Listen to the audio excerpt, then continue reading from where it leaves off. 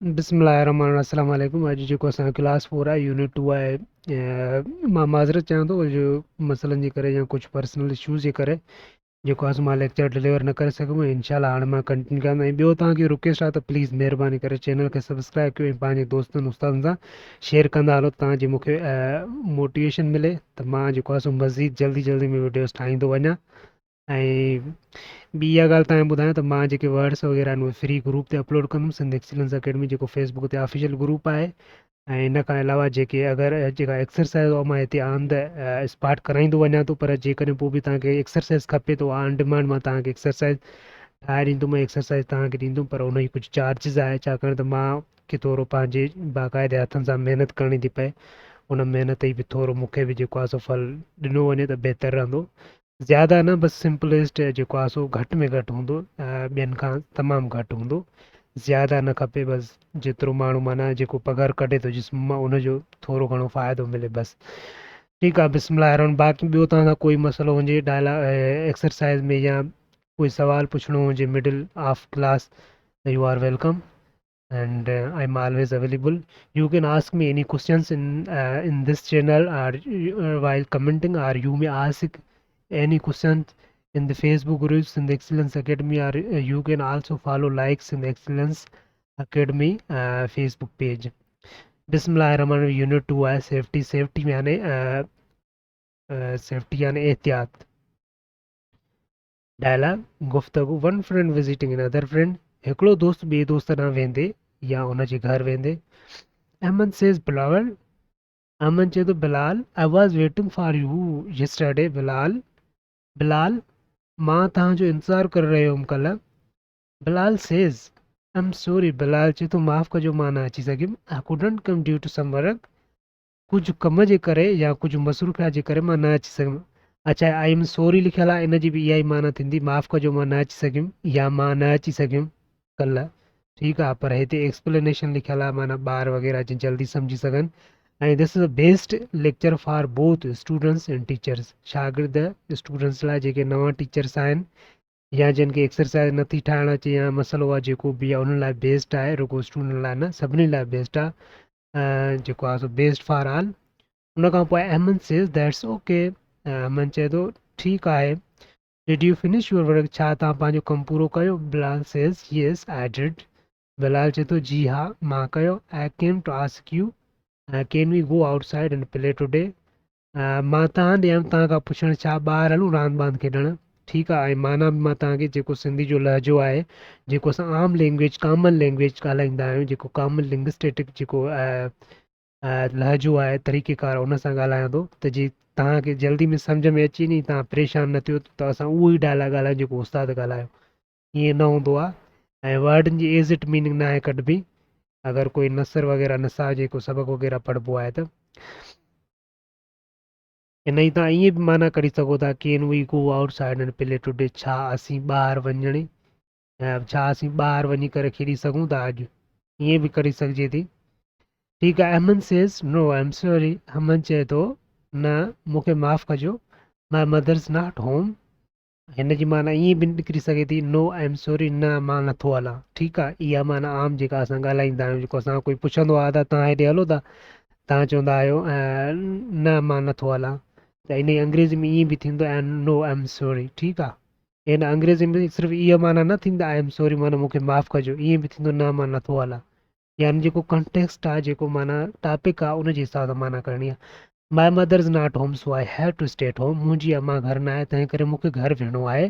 How about playing ludo inside. छा ludo खेॾूं घर में ई। लूडो गेम आहे, तव्हां सभिनी खे ख़बर आहे, हर कोई खेॾंदो आहे। Bilal says yes that's good idea, let's do that. जी हा, इहो त सही आहे, अचो त खेॾूं। उन खां पोइ आहे असांजो रीडिंग। ठीकु आहे। रीडिंग में जेका असां पोइ हिते शइ पढ़ी आयासीं, इहा छा आहे असांजी इंग्लिश में 4 स्किल हूंदियूं आहिनि, रीडिंग, राइटिंग, लिसनिंग, स्पीकिंग। ठीकु आहे। हाणे जेका असां स्किल पढ़ूं था उहा रीडिंग आहे। रीडिंग जेके 4 स्किल आहिनि, इहे तमामु अहम आहिनि स्किल इंग्लिश में। ऐं इहो सिर्फ़ु तव्हांजो सबक़ु न, पर इहे तव्हांखे अॻिते हली बि कमु ईंदो, इन करे गौर सां ॿुधंदा वञो। प्री रीडिंग में ॿुधाए थो माना पढ़ण खां पहिरियां असांखे कहिड़ा कहिड़ा सुवाल करणा आहिनि। ठीकु आहे। स्टे सेफ, महफ़ूज़ रहो। My name is Mariam. मुंहिंजो नालो Mariam आहे. My parents have taught me some very important rules that I always follow. मुंहिंजो नालो Mariam आहे. मुंहिंजे वालदेन या मुंहिंजे माउ पीउ मूंखे हिकु असूल सेखारिया आहिनि या कानून या ॻाल्हियूं ॿुधायूं आहिनि जिन खे मां फॉलो कंदी आहियां या मञींदी आहियां. फॉलो माना मञणु. These rules are for my own safety. ही जेके बि असूल आहिनि या ॻाल्हियूं आहिनि उहे मुंहिंजे महफ़ूज़ या तहफ़ुज़ लाइ आहिनि. I know that if I follow these rules, मां ॼाणा थी जेकॾहिं मां हिन असूलनि या ॻाल्हियुनि खे मञींदुसि, जेके मुंहिंजे माउ पीउ ॻाल्हियूं सम्झाइनि उन ॻाल्हियुनि खे यादि रखंदुसि, I will be safe. मां महफ़ूज़ रहंदुसि. Here are some safety rules that I follow to stay safe. ही आहिनि कुझु महफ़ूज़ या तदाबर या सेफ्टी जा जेके असूल आहिनि ॻाल्हियूं आहिनि जंहिंसां मां ज़िंदगी जेको आहे सो महफ़ूज़ थी सघे थी या आसान थी सघे थी, ईअं बि चई सघिजे थो. उन खां पोइ here are some safety rules that I follow to stay safe. ही आहिनि हेठां सेफ्टी माना एहतियात जा असूल या एहतियाती असूल जिन खे मां फॉलो या मञे करे जेको आहे सो ज़िंदगी गुज़ारींदी आहियां. टू स्टे सेफ माना महफ़ूज़ रहंदी आहियां. I know my parents' names, their telephone numbers and my address. मूंखे ख़बर आहे पंहिंजे वालदेन जी. हाणे इहो तव्हां गौर सां ॿुधण महिरबानी करे. इन मां ई वरी अॻिते हली तव्हांजी एक्सरसाइज़ थींदी. जेकॾहिं तव्हां गौर सां ॿुधंदो तव्हांखे एक्सरसाइज़ करण में को बि इशू न थींदो, छाकाणि त एक्सरसाइज़ उतां ई थींदी आहे जेका शइ असां पढ़ंदा आहियूं. उन खां पोइ चए थी I always keep in mind I always take permission from my parents before I go anywhere or get into a car even with someone I know. चए थी मां हमेशह पंहिंजे वालदेन खां इजाज़त वठंदी आहियां काॾे ॿाहिरि वञण खां पहिरियां या कंहिं कार में वेहण खां पहिरियां. इवन विथ समवन आई नो, जेतोणीकि मां कंहिंखे ॼाणा बि. ठीकु आहे. याने हे जेके असूल आहिनि रूल्स आहिनि इहे सिर्फ़ु पढ़ण जे लाइ न आहे, पर ही नंढड़नि ॿारनि ऐं ख़ासि करे गर्ल्स जेके आहिनि छोकिरियूं आहिनि उन्हनि लाइ बेस्ट आहिनि. उहे गौर सां ॿुधनि. अॼुकल्ह जेको हिरासमेंट हले थी छोकिरियुनि खे ख़ासि करे या नंढड़नि ॿारनि खे, उन जे लाइ तमामु इंतिहाई आहिनि, तमामु इंतिहाई अहम आहिनि. I always check first with my parents. मां हमेशह with my parents or trusted adult before I accept anything from anyone. कंहिंखां बि का शइ वठण खां पहिरियां मां सभ खां पहिरियां पंहिंजे वालदेन खां ॾेखारींदी आहियां. या ट्रस्टेड एडल्ट. एडल्ट जो मतिलबु आहे माना घर में कोई वॾो. ठीकु आहे. एडल्ट जो मतिलबु इहो थोरी आहे त माना जेको आहे सो एडल्ट 18+ जेको 18 साल जी उमिरि जो हुजे या जेको बालक हुजे. हिते वरी इहा थींदी माना जेको तव्हांजे घर में वॾो हुजे. इवन फ्रॉम समवन आई नो, जेतोणीकि मां कंहिंखे ॼाणा बि थिए. I always take a friend with me when I go to play outside. मां हमेशह पंहिंजे दोस्त खे वठी ईंदी आहियां जॾहिं मां ॿाहिरि खेॾणु वेंदी आहियां. If someone tries to touch me or treat me in a way that makes me afraid or unsafe. जेकॾहिं कोई मूंखे टच करण जी या कोई मूंसां हरकत करण जी कोशिशि कंदो आहे कंहिं बि तरीक़े सां in a way that make me afraid or unsafe, अहिड़े तरीक़े सां जंहिंसां मां डरना या गैर महफ़ूज़ रहां. I say no and get away from that person and shout for help. ऐं मां न करे उन माण्हू खां या उन शख़्स खां भॼी वेंदी आहियां ऐं रड़ियूं कंदी आहियां मदद लाइ. ठीकु आहे. इहो वरी गर्ल्स लाइ पॉइंट बेस्ट आहे, छाकाणि त कंहिंखां बि का शइ न वठिजे या अकेले माण्हू या स्ट्रेंजर सां न ॻाल्हाइजे. I always tell my parents or a trusted adult if I feel afraid or unsafe about something or someone. मां हमेशह पंहिंजे वालदेन या ट्रस्टेड या घर जे वॾे माण्हू खे या पंहिंजे खे भाती खे ॿुधाईंदी आहियां जेकॾहिं मां कंहिंखां डिॼंदी आहियां या गैर महफ़ूज़ हूंदी आहियां अबाउट समथिंग शइ या कंहिंखां बि. उन खां पोइ अॻिते हलूं था. चए थो here are a few other things that we should do and a few things that we should not do so that we and others around us can stay safe. चए थो हाणे ही कुझु असूल आहिनि जेके डूज़ एंड डोंट्स आहिनि. इनखे चइबो आहे माना जेके शयूं असां कहिड़ियूं शयूं असांखे करणु खपनि कहिड़ियूं शयूं असांखे न करणु खपनि त असां पाण महफ़ूज़ रही वेंदासीं. हाणे हे फटाफट असांखे पढ़णो आहे न त लेक्चर वॾो थींदो. Put a list of important phone numbers on a wall इन अ प्रोमिनेंट प्लेस. याने हे माना हिकिड़ो पब्लिक मैसेज आहे. ठीकु आहे. चए थो जेके इम्पॉर्टेंट नंबर आहिनि या ख़ासि ज़रूरी नंबर आहिनि उहे प्रोमिनेंट माना मशहूरु जॻहनि ते हणी छॾियो या लिखी छॾियो.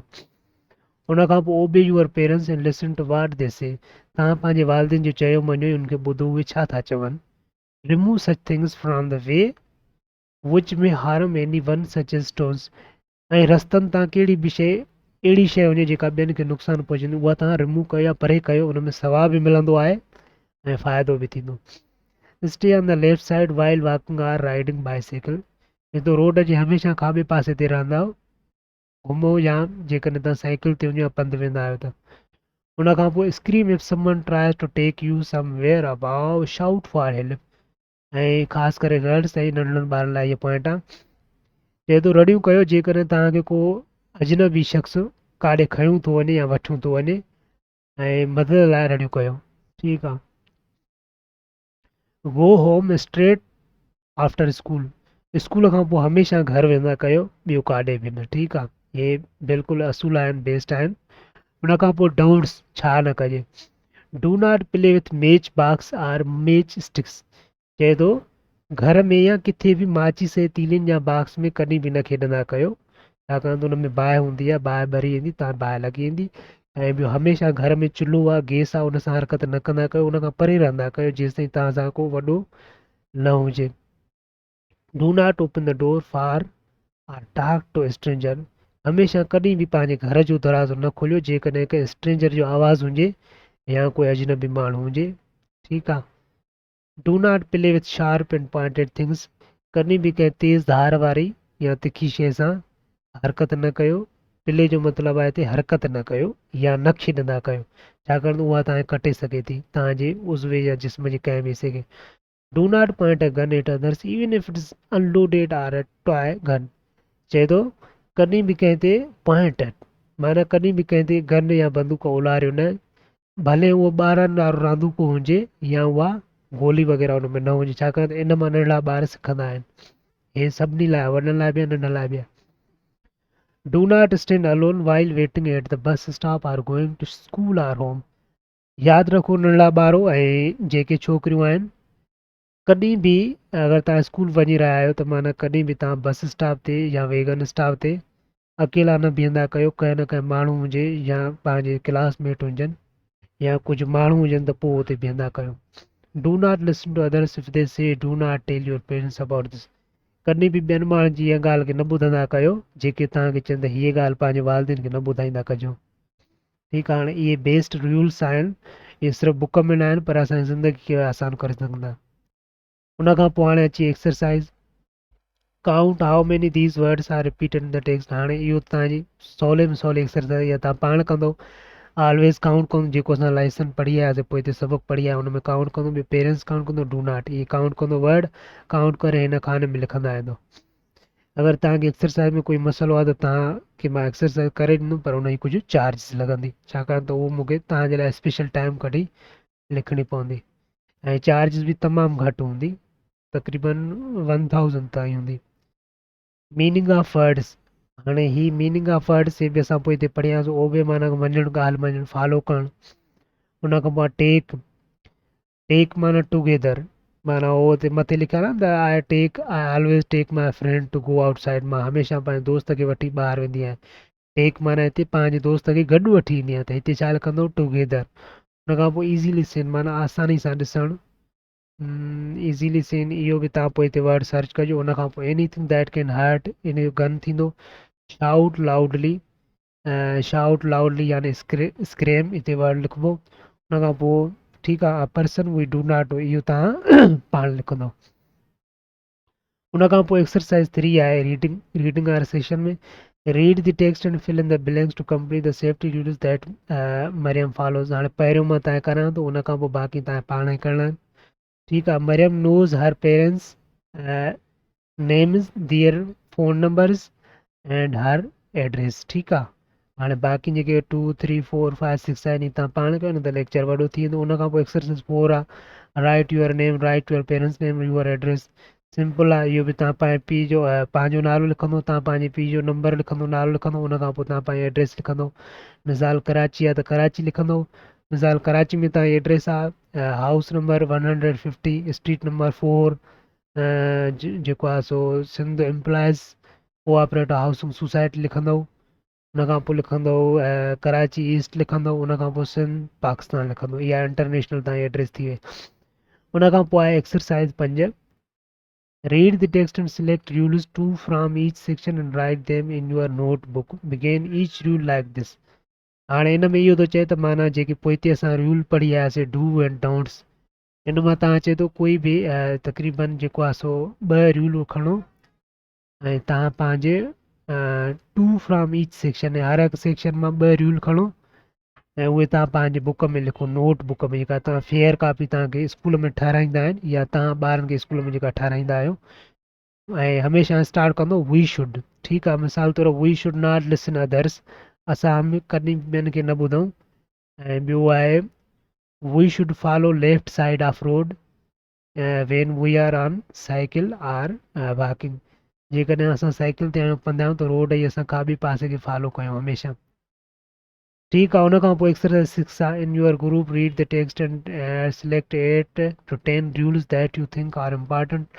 Write these rules on a chart. Make your chart colorful by using color pencil pictures. हाणे एक्सरसाइज 6 में इहा बि तव्हांजी प्रैक्टिकल एक्सरसाइज आहे। हिन में छा आहे त माना हिकिड़ा 8 खां 10 रूल्स खणो जेके मोस्ट इम्पॉर्टेंट आहिनि, जेके माना तव्हांजी ज़िंदगी खे आसान कंदा, उहे तव्हां पंहिंजो हिकिड़ो चार्ट ठाहियो, चार्ट में रंगीन करे लिखी करे तव्हां पंहिंजे क्लास में हणी छॾियो। ठीकु आहे, ऐं ॻाल्हियुनि खे फॉलो बि कंदा वञो, ऐं ॻाल्हियुनि खे फॉलो करण सां तव्हांजी ज़िंदगी बि आसान थी वेंदी ऐं जेको आहे सो कोई मसइला बि इनशा न ईंदा अॻिते। उन खां पोइ 2.3 आहे जेको आहे सो बेत आहे, इहो तव्हां पाण ई करे छॾिजो, हिन में एतिरी का वॾी ॾुखी शइ न आहे। ऐं उन खां पोइ आहे वरी राइटिंग एक्सरसाइज़ आहे, read the poem again and list the given rhyming words and right 2 more words rhyming with these words। ठीकु आहे, हाणे हिन में इहो थो चए त माना जेके वर्ड आहिनि लिस्ट कयो, जेके पोएम में वर्ड्स आहिनि या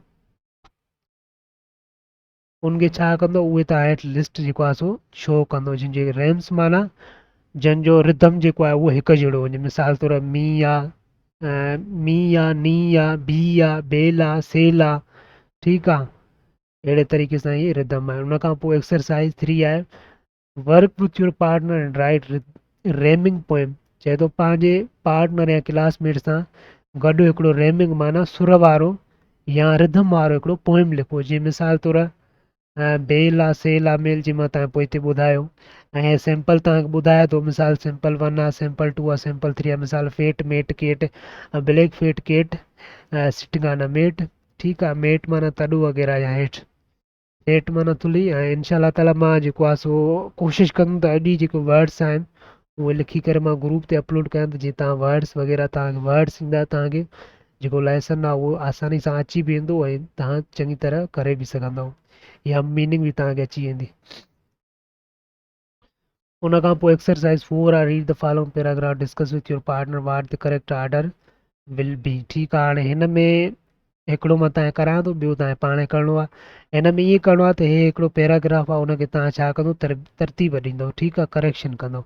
मिसाल तौरु first Amna clear the table, next she wash them with hot water and dish washing soap. ठीकु आहे, हुन खां पोइ छा थींदो, then she put the plates bowls and spoons in the kitchen. After that न पवंदो हिते किचन न। ठीकु आहे, उन खां पोइ थींदो finally she arranged all things on the shelf. ठीकु आहे, इहो तव्हांजो अरेंज थी वियो, ऐं अगरि तव्हांखे इशू आहे त हमेशह कयो। उन खां पोइ एक्सरसाइज़ 2 आहे, 5 now right 5 sentences to show what you did in your class today. Remember to use the words first, second, next, then after that and finally। चए थो हाणे ही वर्ड हिकिड़ो तव्हां 5 जुमलनि जो पैराग्राफ लिखो, ऐं जेको तव्हां कुझु अॼु स्कूल में कयो उनखे तव्हां लिखो ऐं तरतीब सां। मिसाल वर्ड कहिड़ा यूज़ कंदो, मिसाल तौरु फर्स्ट आहे जेको आहे सो एंटर क्लास, नेक्स्ट आहे ओपन इंग्लिश टेक्स्ट बुक 4। ठीकु आहे, देन आई फाइंड टॉपिक। ठीकु आहे, after that I find words, after that I read complete topic and finally I find words and write meaning of those words। ठीक अहिड़े तरीक़े सां अगरि तव्हां प्रैक्टिस कंदा रहंदो इनशा ताला जेको आहे सो तव्हां फटाफट रेडी थी वेंदव ऐं तव्हांखे जी इंग्लिश वग़ैरह बि ओके थी वेंदी। उन खां पोइ ग्रामर सेक्शन आहे। ग्रामर तमामु ईज़ी आहे, हिन में कोई बि मसइलो न आहे। ठीकु आहे, हाणे हे वर्ब्स आहिनि, वर्ब्स आर एक्शन वर्ड्स। जेके वर्ब्स हूंदा आहिनि उनखे छा थींदो आहे, उनखे जेके हूंदा आहिनि एक्शन वर्ब्स हूंदा आहिनि, यानी जेको कोई अमल या एक्शन या कमु ॾेखारींदो उनखे छा चवंदा आहियूं, एक्शन वर्ड्स। ठीकु आहे, एक्शन वर्ड्स या वर्ब्स। ठीकु आहे, उन खां पोइ verbs are things that we do. Verbs माना फेल उहे हूंदा आहिनि, फेल उहे हूंदा आहिनि जेके असां कंदा आहियूं, यानी फेल माना कमु थींदो। वर्ब माना वर्ब जी सिंधी माना फेल थींदी, फेल जी वरी अञा माना थींदी कमु। ठीकु आहे, फेल जेको आहे अरबिक लफ़्ज़ आहे। उन खां पोइ can U run, yes run is a verb. ठीकु आहे, हाणे पढ़ूं नथा लेक्चर हाणे जेके हाईलाइट थियल वर्ड जीअं रन आहे, ईट आहे, राइट आहे, इहे सभई छा आहिनि, वर्ब्स आहिनि, वर्ब जो पहिरियों फॉर्म आहिनि। उन खां पोइ चए थो एक्सरसाइज़ वन आहे। हाणे हिननि तस्वीरुनि ॾिसी करे तव्हां हिन जा वर्ड लिखंदो ऐं वर्ड तव्हांखे ॾिनल आहिनि। हाणे तस्वीर पहिरीं में रेस्ट माना हे छा थो करे, सुतो पियो आहे, रेस्ट। ऐं हे छा थो करे, ओपन आहे, हिते ओपन लिखंदो। हिते किक लिखंदो, हे किक वर्ड आहे, छाकाणि ॿार किक थो हणे, हे कुझु पीए थो शरबत वग़ैरह टेंग, त हिते छा लिखंदो, ड्रिंक लिखंदो। ऐं हे कुझु खाई रही आहे नंढड़ी, त हिते छा लिखंदो, ईट लिखंदो। हे कुझु लॻड़ उॾारे रहियो आहे, त हिते छा लिखंदो, फ्लायर वर्ड लिखंदो। ठीकु आहे, अहिड़े तरीक़े सां थोरो सबक़ु पढ़ंदा वेंदो, इनशा ताला एक्सरसाइज़ तव्हां पाण ई करे वेंदो ऐं तव्हांखे पेसनि भरण जी ज़रूरत ई न पवंदी। पर अञा बि जेकॾहिं तव्हांखे कोई मुश्किलातूं अचनि थियूं एक्सरसाइज़ में, त तव्हां जेको आहे सो 1000 रुपए जी चार्जिस आहे, 1000 रुपीज़ आहे, उहा तव्हांखे हिन क्लास 4 जे इंग्लिश जी कंप्लीट एक्सरसाइज़ मिली वेंदी। उन खां पोइ आहे, ऐं ॿियो तव्हांखे रिक्वेस्ट कयां त चैनल खे सब्सक्राइब कंदा हलो ऐं दोस्तनि सां वंडींदा हलो, त वधि में वधि फ़ाइदो थी पियो उन्हनि खे बि। ॿियो एक्सरसाइज़ 2 आहे डू एंड डोंट्स। जेको असां पोइ हिते पढ़ी आयासीं डूज़ एंड डोंट्स, उहो तव्हां लिस्ट कंदो। तव्हां पंहिंजे फेयर कॉपी ते जेको आहे सो एक्सरसाइज़ 2 लिखंदो ऐं हुते ॿ कॉलम ठाहींदो, हिकिड़े में लिखंदो डूज़, ॿिए में लिखंदो डाउन्स। ठीकु आहे, हाणे उन में छा चूज़ कंदो, उतां तव्हां वर्ब्स फाइंड कंदो। हाणे मिसाल जे पुट आहे, प्ले आहे या टेक आहे, अहिड़े तरीक़े सां इहे वर्ब्स यूज़ थियल आहिनि, उहे तव्हां वञी करे पोइ हिते वञी करे उहे तव्हां वर्ड्स जेके बि वर्ब आहिनि, हाणे वर्ब जी तव्हांखे ख़बर पइजी वर्ब्स छा आहिनि, एक्शन वर्ड्स आहिनि जेके कम खे ॾेखारनि, कंहिं अमल खे ॾेखारनि, उहे एक्शन वर्ड्स आहिनि। ठीकु आहे, हाणे जीअं मिसाल पुट आहे, पुट छा आहे, वर्ब आहे। प्ले आहे, वर्ब आहे। ठीकु आहे, अहिड़े तरीक़े सां टेक आहे, वर्ब आहे। उन खां पोइ लिसन आहे, लिसन वर्ब आहे। ठीकु आहे, कीप वर्ब आहे। हाणे उन खां पोइ एक्सरसाइज़ 3 आहे। ठीकु आहे, look at the pictures in exercise 1 and make sentence using the action verbs। चए थो look at the pictures। हाणे ही एक्सरसाइज़ 1 आहे। ठीकु आहे, हिन जी तस्वीरुनि ॾिसी करे तव्हां 1 2 3 4 5 6 जुमिला ठाहियो। मिसाल तौरु a person I saw he was resting under the tree. ठीकु आहे, उन खां पोइ सेकंड जुमिलो छा थींदो, I saw a child he was opening the door. मिसाल तौरु Ali was opening the door. I saw मिसाल तौरु a baby boy was kicking the football. ठीकु आहे, अहिड़े तरीक़े सां बाक़ी 3 आहिनि, तव्हां पाण लिखो। वेरी वेरी सिंपल आहे। ठीकु आहे, उन खां पोइ इनशा ताला अगरि कोई बि तव्हांखे क्वेश्चन हुजे, सवाल हुजे, तव्हां कमेंट कंदा वञो, इनशा तव्हांखे ऑन द स्पॉट रिस्पॉन्स मिली वेंदो। ऐं एक्सरसाइज़ 3 बि तव्हांजी थी वई। ऐं उन खां पोइ आहे 4। हाणे हिन में छा आहे, एक्सरसाइज़ 4 में छा आहे, सिंपल आहे, तव्हांखे मां ॿुधाए थो छॾियां। एक्सरसाइज़ 4 में चए थो त तव्हां तक़रीबन 10 जुमिला ठाहियो, जेके उन मां छा कंदो, जेके हेठां कॉलम आहिनि, हे कॉलम हे आहे, ॿियो कॉलम ही आहे। ठीकु आहे, कॉलम ए कॉलम बी आहे। उनमें छा थो चए, तव्हां हिकिड़ो वर्ड या फ्रेज़ खणो। हे हिकिड़ो वर्ड आहे। ठीकु आहे, ऐं हे हिकिड़ो फ्रेज़ आहे। हे हिकिड़ो फ्रेज़ आहे, हे हिकिड़ो वर्ड आहे। आई ही शी हे छा आहिनि, हेल्पिंग वर्ब आहिनि। हे बि वर्ड आहे, हे फ्रेज़ आहिनि। हे कॉलम ए कॉलम बी। ठीकु आहे, इन मां चए थो फ्रेज़ या वर्ड खणो ऐं तव्हां उन्हनि में हिकिड़ो बी इस्तेमालु कयो। वर्ब कहिड़ो हुजे, बी, जंहिंखे असां टू बी टेंस चवंदा आहियूं, बी इस्तेमालु कयो। हाणे बी कहिड़ा आहिनि, जे इज़ एम आर, इहे छा आहिनि, बी वर्ब्स आहिनि, इनखे बी वर्ब्स पढ़ियो वेंदो आहे।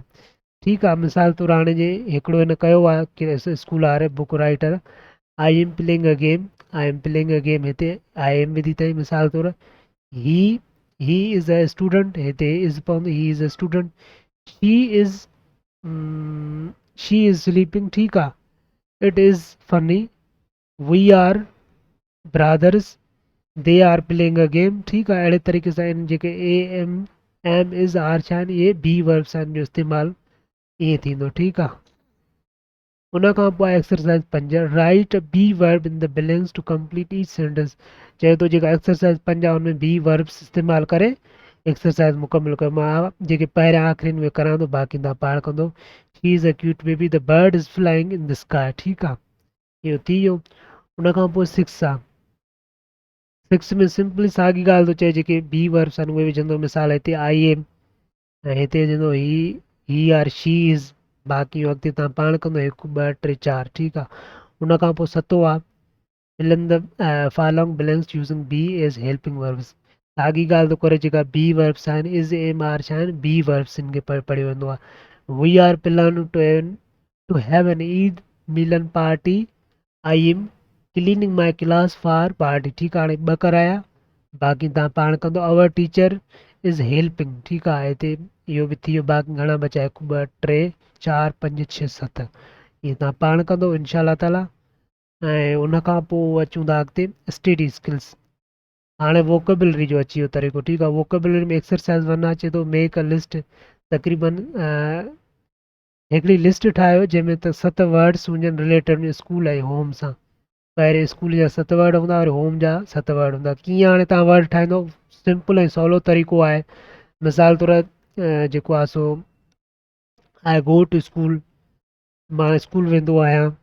ऐं I learn lesson in the class, ठीकु आहे। हाणे लेसन थी वियो, गो थी वियो, या मिसाल तौरु we eat bananas or apples in the school. हाणे बनानास थी वियो, एपल्स थी वियो, वरी ईट थी वियो। इहे छा आहिनि, टे ऐं 5 वर्ड्स थी विया। वरी अहिड़े तरीक़े सां होम आहे, I go to home, go word थी वियो। आई प्ले इन होम, ठीकु आहे, प्ले वर्ड थी वियो, इन वर्ड थी वियो। And I take rest in home, मिसाल टेक वर्ड थी वियो, रेस्ट वर्ड थी वियो। इहे 7 वर्ड तव्हां हेॾो पूरा त हेॾो पूरा थी विया। मतिलबु तरीक़ो आहे, ज़रूरी न आहे तव्हां इहे वर्ड्स लिखो जेके मां तव्हां ॿुधाए रहियो आहियां। तव्हां ॿिया बि वर्ड्स यूज़ करे सघो था ऐं उनजी मीनिंग लिखो। उन खां पोइ एक्सरसाइज़ 2 आहे वोकेबलरी वारे पार्ट मां, put all words in alphabetical order. चए थो जेके वर्ड्स तव्हां लिखो था न उहे तव्हां छा करिणो आहे, अल्फ़ाबेटिकल आर्डर में लिखिणो आहे। जीअं मिसाल पहिरियों गो आहे, वरी मिसाल टेक आहे, पहिरियों टी अचे त टी रखंदो, टेक थींदो, पहिरियों गो ईंदो, पोइ टेक वर्ड थींदो। अहिड़े तरीक़े सां माना तरतीब ॾींदो वर्डनि खे अकॉर्डिंग टू अल्फ़ाबेटिकल आर्डर, यानी ए बी सी जे आर्डर मुताबिक़ या ए बी सी जे तरीक़े मुताबिक़। उन खां पोइ आहे फन, वर्ड चेन गेम। हाणे हिन में छा थो चए त माना अहिड़ा वर्ड ठाहियो जेको आख़िरी लेटर चवंदे कुटे थो, वरी उन सां हिकिड़ो ॿियो वर्ड कयो, वरी अहिड़े तरीक़े सां पूरी चेन कयो। जीअं मिसाल लुक आहे, हाणे के ते इहो एंड पूरो थियो त वरी कीप थियो, वरी पी आर वर्ड ॻोल्हंदो, प्रे थी वियो, वरी वाई आर वर्ड ॻोल्हंदो, याक थी वियो, वरी के आर वर्ड ॻोल्हंदो, कैंड थी वियो, वरी डी आर वर्ड ॻोल्हंदो, ड्रिंक थी वियो, वरी जेको आहे सो के आर वर्ड ॻोल्हींदो, मिसाल किंग थी वियो, वरी जी आर वर्ड ॻोल्हंदो, गर्ल थी वियो, वरी एल आर वर्ड ॻोल्हंदो, लिस्ट थी वियो, वरी टी आर वर्ड ॻोल्हंदो, टेक थी वियो, वरी ई आर वर्ड ॻोल्हंदो, ईट थी वियो, वरी टी आर वर्ड ॻोल्हंदो, टच थी वियो, वरी एच आर वर्ड ॻोल्हंदो, हैन थी वई, ठीकु आहे। वरी एन नेचुरल, वरी आख़िर में एल अचे थो, लुक थी वियो, या लीड थी वियो, या लेसन थी वियो, या लर्न थी वियो। खोड़ वर्ड असां आहिनि, जेकॾहिं तव्हां प्रैक्टिस कंदो त इनशा ताला कोई मसइलो थींदो, ठीकु आहे। उन खां पोइ एक्सरसाइज़ आहे। हाणे हिन में चए थो ऑड वर्ड काउंट, एक्सरसाइज़ 2 आहे। ऑड वर्ड काउंट जो मतिलबु जेके 21 वर्ड यानी हिकिड़ो वर्ड हुजे उन माना तव्हांखे आउट करणा आहिनि, ऑड वर्ड आउट करणा आहिनि। जेके माना मिसाल हे वर्ड छा आहिनि, हे इवन वर्ड्स आहिनि। हे हिकिड़ो ग्रुप आहे, मदर, ब्रादर, फ्रेंड, डॉटर। हाणे फ्रेंड छा आहे, उहो असांजो माना फैमिली जो मेंबर न हूंदो आहे, ठीकु आहे, इन करे उहो हिकिड़ो ऑड वर्ड आहे। हाणे पहिरियों थियो पियो, हाणे अहिड़े तरीक़े सां ॿियो आहे, उहो ॿियो तव्हां कंदव। Friend is not a member, ठीकु आहे। हिते रीज़न वरी बॉय, फीमेल, वुमन, गर्ल। हाणे बॉय थी वियो, boy is not a female gender, ठीकु आहे, इन करे बॉय हितां कढिबो। हिते रीज़न लिखिबो boy is not a female gender.